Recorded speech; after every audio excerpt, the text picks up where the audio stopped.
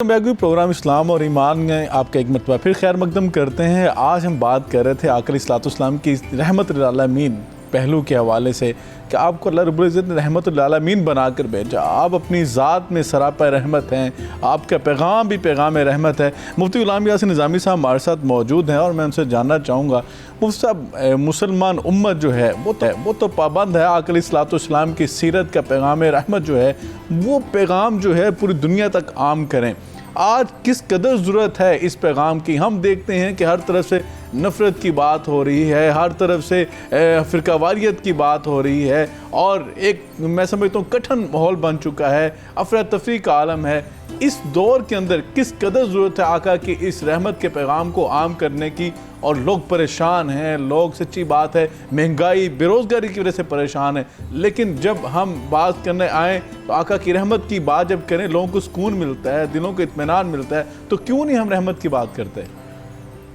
بسم اللہ الرحمن الرحیم۔ قبلہ ڈاکٹر صاحب بہت بہت شکریہ، آپ کی عنایتوں کا بہت بہت شکریہ، اور آپ نے جو یہ سلسلہ سیرت النبی کا شروع کیا ہے یہ بڑی اہمیت کا حامل ہے۔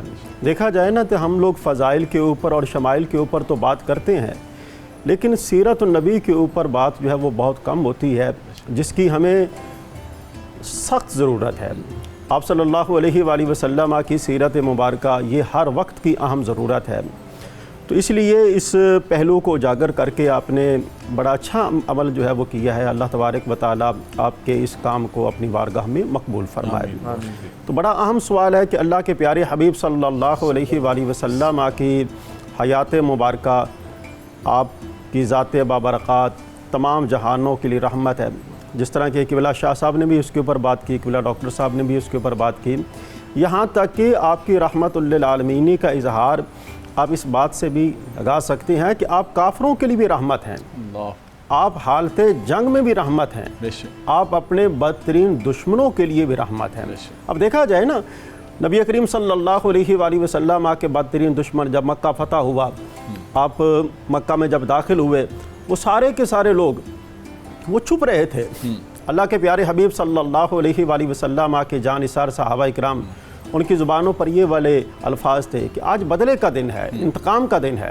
تو اللہ کے پیارے حبیب کی بارگاہ میں جب یہ والے کلمات پہنچے تو آپ نے فرمایا نہیں، آج یہ معافی کا دن ہے، آج یہ رحمت کا دن ہے۔ تو وہ سارے کے سارے جو آپ کے بدترین دشمن تھے، جنہوں نے مکہ کی سرزمین کو آپ کے اوپر تنگ کر دیا تھا، جب وہ آپ کی بارگاہ میں لائے گئے تو آپ نے اپنی سامنے رحمت للعالمین کا اظہار یوں فرمایا کہ جاؤ میں نے تم سب کو معاف فرما دیا ہے۔ اور کافروں کے لیے بھی آپ صلی اللہ علیہ وآلہ وسلم رحمت ہے۔ دیکھا جائے نا، اللہ تبارک و تعالیٰ نے آج تو ہم اپنوں کو معاف کرنے کی تیار نہیں ہیں، یہاں پہ رسول اللہ نے ان کو معاف فرمایا جنہوں نے آپ کے اوپر مظالم ڈھائے تھے، لیکن آج ہم اپنے جو رشتہ داروں کاروں میں چھوٹی چھوٹی باتوں پر ہم سے لڑتے جھگڑتے ہیں، ہم ان کو معاف نہیں کرتے۔ قبلہ ڈاکٹر صاحب عرض یہ ہے کہ ہمیں سیرت النبی جو ہے اس کو اپنانے کی ضرورت ہے۔ ہم لوگ صرف اور صرف فضائل اور شمائل کے اوپر بات کرتے ہیں، ہمیں چاہیے کہ سیرت النبی جو ہے اس میں بالعموم عوام کی بھی ذمہ داری ہے اور بالخصوص علماء کرام کی ذمہ داری ہے کہ وہ اس موضوع کو زیادہ سے زیادہ لوگوں کے سامنے اجاگر کریں اور لوگوں کو اس بات کا درس دیں کہ اللہ کے پیارے حبیب صلی اللہ علیہ وآلہ وسلم کی سیرت پر عمل کرنے میں ہمارے لیے دونوں جہانوں میں کامیابی ہے۔ اللہ تبارک و تعالیٰ نے قرآن عزیز میں آپ کی سیرت مبارکہ کے حوالے سے فرمایا کہ آپ کی سیرت مبارکہ کو اسوہ حسنہ جو ہے وہ قرار دیا گیا ہے۔ تو اس کا مطلب یہ ہے کہ ہمیں چاہیے کہ اگر ہم دونوں جہانوں میں کامیاب ہونا چاہتے، زندگی کا کوئی بھی مرحلہ ہو، ہمیں آپ صلی اللہ علیہ وآلہ وسلم کی سیرت مبارکہ سے رہنمائی لینے کی ضرورت ہے۔ اگر ہم لوگ رہنمائی لیں گے یقیناً دونوں جہانوں میں ہم لوگ کامیاب ہوں گے۔ اور اسی حوالے سے رسول اللہ صلی اللہ علیہ وسلم کے حوالے سے جو اللہ رب العزت رحمت کی بات کی، ہم نے آپ کو رحمت بنا کر بھیجا۔ میرا خیال ہے شاہ صاحب سے یہ جاننا چاہوں گا، شاہ صاحب آج کے اس دور کے اندر نفسا نفسی کا عالم ہے، ہر طرح پریشانی کی بات ہو رہی ہے، ہر طرح مہنگائی کی وجہ سے لوگ پریشان ہیں، بے روزگاری کی وجہ سے پریشان ہیں۔ اگر پوری دنیا کی بات کی، گلوبل دنیا کی بات کی جائے تو بہت سارے مسائل امت مسلمہ کے بھی ہیں۔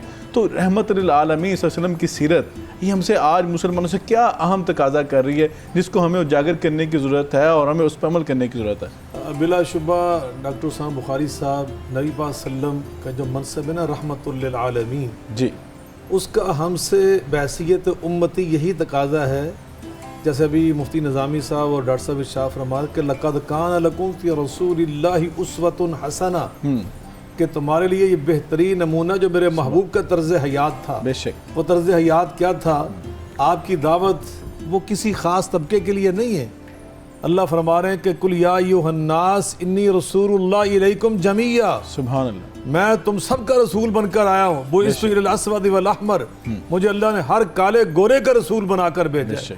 آپ کی جو دعوت تھی وہ تو ساری انسانیت کے لیے دعوت تھی، اور آپ کی نسبت جلیلہ کی برکت سے اللہ نے آپ کی امت کو اس منصب پر فائز کیا کہ کنتم خیر امت اخرجت للناس، سبحان اللہ، تمہیں سب سے بہترین امت بنایا گیا ہے، بے شک، اور تمہیں کس لیے بنایا؟ للناس، ساری انسانیت کے تم قائد اور رہنما، ان کے معلم، ان کے لیے تم نمونہ، اور ان کے لیے مربی و مزکی بنا کر بھیجے گئے۔ بے شک، مگر ہماری حالت آج کیا ہے؟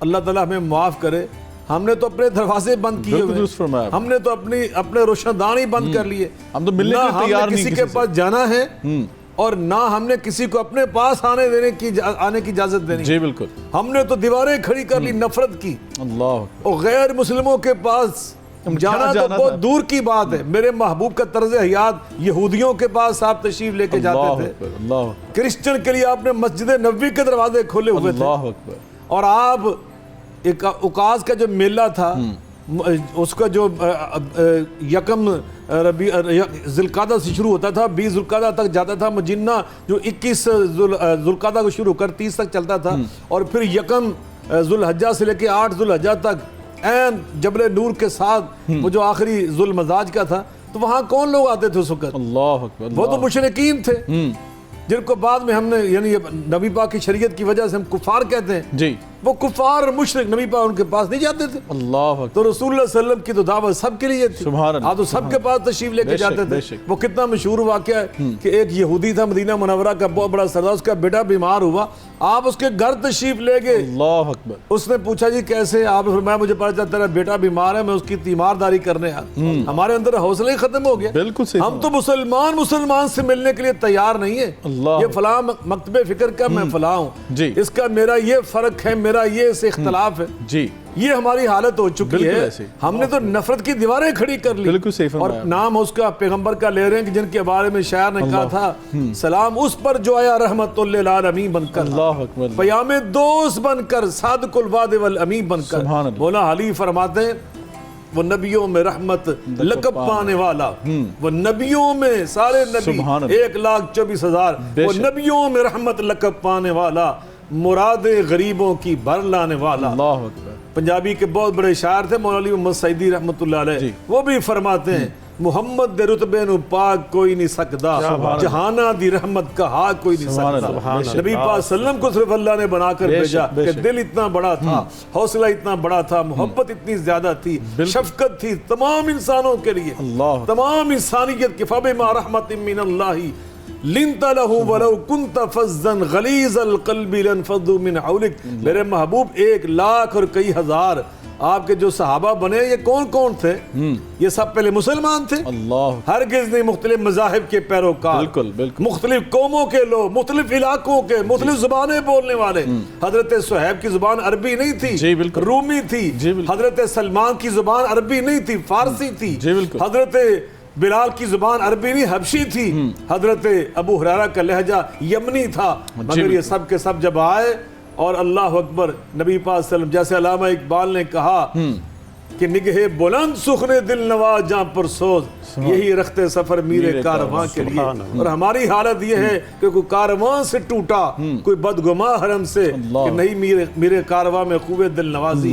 ہم نے تو اپنی قوم کے اندر، اپنی امت کے اندر انتشار پیدا کر رکھا ہے اپنی زبان کی ترشی سے۔ آپ نے بالکل بجا فرمایا، اور آج جو ہماری حالت زار ہے اس کی وجہ یہی ہے کہ ہم نے اپنے دروازے بند کیے ہیں، نہ ہم کسی سے ملنا چاہتے ہیں، نہ کسی کو بلوانا چاہتے ہیں۔ اور ہمیں تو ذمہ داری دی گئی تھی ڈاکٹر صاحب اخرجت للناس، پوری انسانیت کی ذمہ داری، جس شاہ صاحب نے آیت کریمہ پڑھ کے سنائی ہے،